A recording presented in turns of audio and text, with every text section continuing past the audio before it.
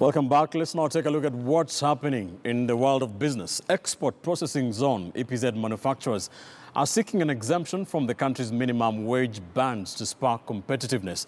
Now, this is part of a raft of measures export market processors are seeking to have passed as a way to remain competitive as destinations such as Ethiopia continue to attract manufacturers with cheap labor.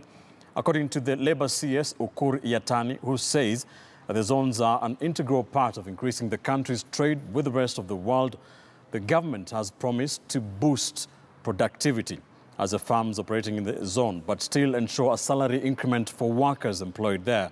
According to last year's economic survey, Kenya exports recorded revenues of 224 billion shillings. The Labour CS toured the Balaji EPZ zone in Ruaraka to survey the value addition that goes into exports at the zone. Employ more than 10,000 Kenyan workers. As you are aware, in total, the EPZ zones employ about 52,000 workers directly and support 200,000 more in terms of their families and, their dependents.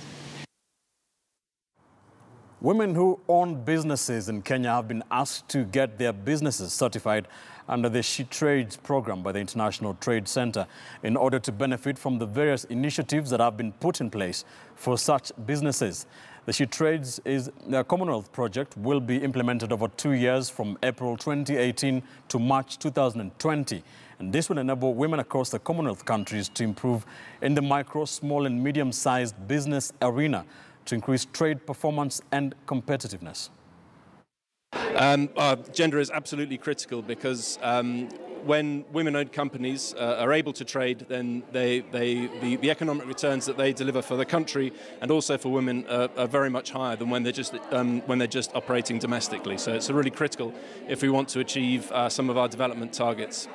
So what we're looking to do with women-owned businesses in Kenya is to build their capacity so that they're able to better connect with international markets and so they can increase their sales, increase their revenue, create more jobs and really generally help to drive the country forward. Well, Kenya has been a really important partner for the International Trade Center for many years, and we've found that the private sector here, in particular women-owned companies, really have a drive and a motivation to succeed, which we think we have a lot of chances of success here.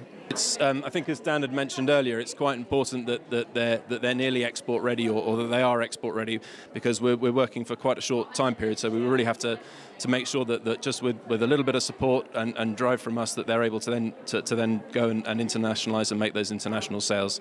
So that's one of the key. Despite the dairy sector in Kenya being the fastest